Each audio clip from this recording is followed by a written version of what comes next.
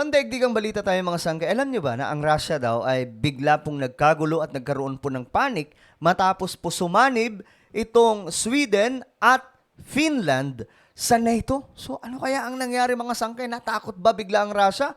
Bakit bigla po silang nagkagulo?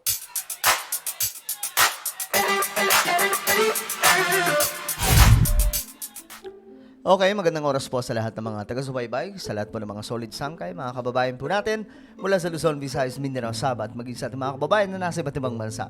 So eto nga mga sangkay, pag-usapan po natin kasi mayroon daw pong pangyayari sa Russia na bigla daw pong nagkagulo ang kanilang gobyerno. So ano nga bang nangyari mga sangkay? Ayon po sa report, ang kaguluhan na ito ay dulot ng pagsali ng Sweden at Finland sa NATO. Itong NATO mga sangkay ay samahan po ito ng mga bansa sa Western country. Kasama po dyan yung like Canada, America, mga bansa sa Europe at marami pa pong iba. So ito po ay mga taga-Western countries na kasali po dyan.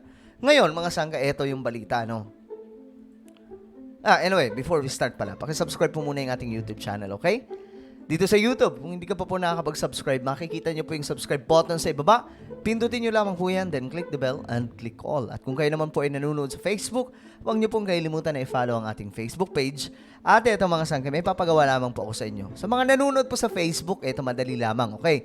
Sundan nyo po ito may ilalabas akong sample video para mas masundan nyo. Gawin nyo po ito ng aktual sa mismong video na to na pinapanood nyo. Hindi yan, mga sangkay. Mali po tayo ng pindot. Sorry. Eto. Ayan. So habang kayo ay nanonood mga sangkay, may makikita po kayong tatlong tuldok bandang itaas. Okay, pindutin nyo po yan, bandang itaas, okay? Sa mismong video na to, kagaya po ng nakikita nyo sa larawang yan o sample video, pindutin nyo po yan, yung tatlong tuldok bandang itaas. May lalabas po na show more, okay? Then, pindutin nyo po yung show more, okay? Ganun lamang, kasimple. I hope na nasundan at nagawa nyo po ngayon mga sangkay. So ito, medyo interesting itong topic natin ngayon dahil nga daw po itong Russia ay bigla daw pong naalarma. Nagkagulo daw po. Ngayon mga sangkay, ito po kasi ang nangyari. Ito. Pagsali daw po ng Sweden at Finland sa NATO, nagdulot ng tensyon sa Russia. So ano ba nangyari mga sangkay? Ano ang ganap? Bakit naman ganun? Di ba malakas naman ng Russia? Jenny, ano ang naging reaksyon ng Russia sa patuloy na pagdami ng miyembro ng NATO? Patuloy na dumadami ang miyembro ng NATO mga sangkay. Nako, delikado ito. Ang NATO mga sangkay ay tinatawag na North Atlantic Treaty Organization. Ayan po. Okay? Ngayon mga sangkay, ito ang balita. Nagdulot daw po ito ng tensyon sa Russia. Bakit? Sherwin, bagamat isang meaningless step ang pagsali ng Finland at Sweden sa North Atlantic Treaty Organization o NATO ayon kay Russian President Vladimir Putin, magpapadala naman ng Russia ng defense troops at systems of destruction sa border nito sa Finland. Ayan na nga po mga sangkay. Alam nyo, nababalit-balitaan ko nga po. Okay, hindi ko na lang sasabihin kung sino yung mga sources. Possible daw po talaga magkaroon ng World War III at any moment. No, dahil nga po dito sa mga sigalot. At hindi po natin alam kung saan mag-umpisa. Ano lang to? Ito ay nakikita ko tatlo. Pwedeng mag-start doon po sa Europe, NATO against Russia, or pwedeng magsimula dito po sa Pilipinas, Philippines against China, or pwede rin pong China against Taiwan, pwede rin pong North Korea against South Korea. So yan po yung mga ano ba tawag dito? Pangtimpla para mabuo itong World War III. Na I'm praying na sana hindi po mangyari mga sangkay. Diyos mo marimar. Huwag naman po sana. Nagbanta rin si President Putin na handa ito sa nuclear war kung magpapadala ang Estados Unidos ng tropang militar sa Ukraine. Okay, so yan po ang banta mga sangkay kasi nakaraan nga po na pag-uusapan na balak daw magpadala ng militar sa Ukraine. Itong NATO. Ngayon, alam po natin kung gaano kaloko-loko itong si Putin.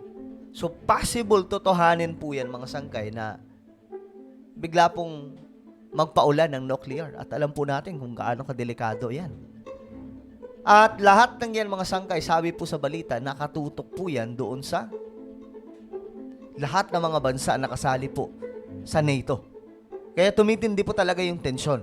Nanawagan naman si Finnish Prime Minister Petteri Orpo na madagdagan ang defense spending at magkaroon ng European Defense Coordination.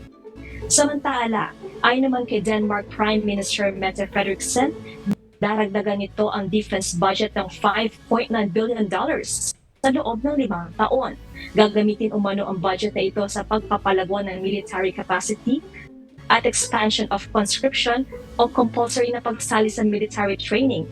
At sa kauna-unahang pagkakataon, kasali na rito ang mga kababaihan. Grabe, pati babae. So ano to, mga sangkay, preparation na to sa gera ah. Biruin mo pati mga babae, sinasali na. So let's just hope and pray mga sangkay na hindi po tayo, kung mangyayari man itong digmaan, hindi po tayo ang maging battlefield. Diyos mio marimar.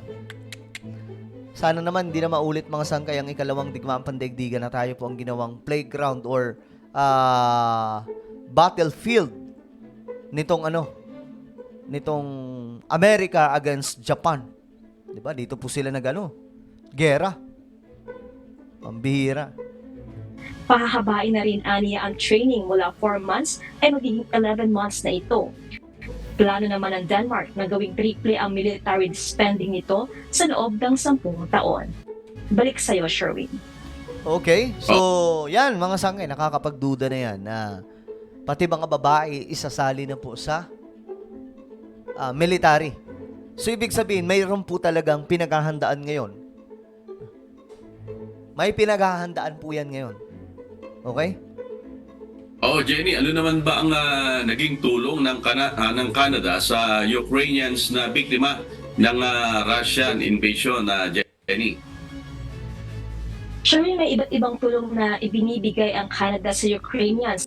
Isa na dito ang immigration measures kung saan maaari mag-apply ng permanent residence ng ilang kamag-anak ng Ukrainian Canadian citizens at permanent residents. Meron din ditong settlement at orientation services sa iba't ibang mga probinsya para sa newcomers na Ukrainians. At Sherwin, patuloy pa rin ang humanitarian aid at development assistance ng Canada sa mga taong apektado ng military invasion ng Russia. Sherwin. Alright, maraming Okay. So, ayun nga mga sangkay, nagdulot daw po ng kaguluhan doon sa Russia itong ginawang pagsali ng Sweden at Finland na biglaan pong nagpadala ng maraming mga sundalo sa border ng Russia, si Putin. At ngayon, nagbanta na po ng nuclear war. Talagang kinabahan si Putin dahil nga po, ayan po, yung miyembro ng NATO mga sangkay. Parami po sila ng parami.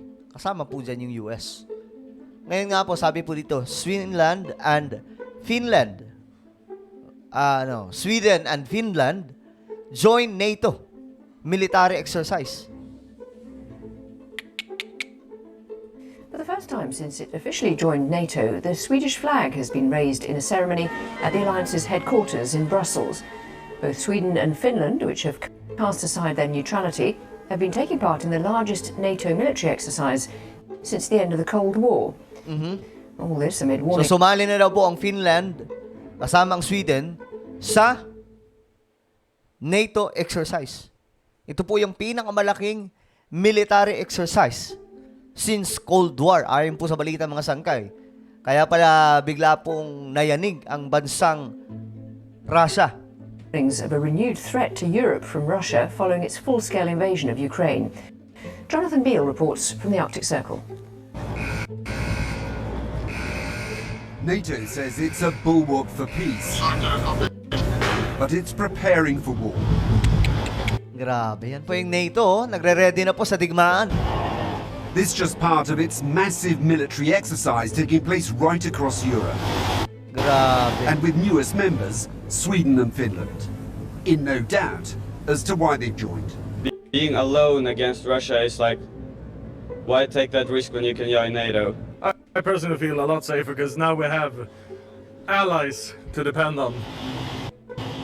In this scenario, they've come to defend northern Norway after it's been invaded. They're not calling the enemy Russia, but it is a near neighbour. The aim of this exercise is to demonstrate how NATO would come to the aid of an ally under attack. It is the very principle of the alliance. An attack on one is an attack on all. But just how likely is that? No one's Oh my saying the goodness. threat is imminent. Russia's preoccupied with its war in Ukraine. But it is Moscow's aggression that's sounding the alarm. The important thing is, it's not if they will reinforce themselves, it's how long will it take. You're sure Russia is a threat? I'm sure that Russia is the threat, yes, and that we need to become even stronger as an allied country in the upcoming 5 and 10 years. Okay, so nag-ready na nga po, no? Ang Sweden daw po ay masaya at Finland dahil dito, mga sangkay, may kaalyado na po sila. So at any moment na gumawa man po ng pag-atake ang Russia, ready sila. Well, ano sa tingin nyo? Ano po ang opinion nyo po dito, mga sangkay? Tingin nyo ba? Lalala na po ang tensyon at hahantong na po ito sa digmaan? I-comment nyo sa ibaba ang inyong mga opinion. And now guys, I invite you please subscribe my YouTube channel. Sangkay Revelation, hanapin nyo lamang po ito sa YouTube. Then click the subscribe, click the bell, and click all. Okay? Ako na po yung magpapaalam. Mag-iingat po ang lahat. God bless everyone.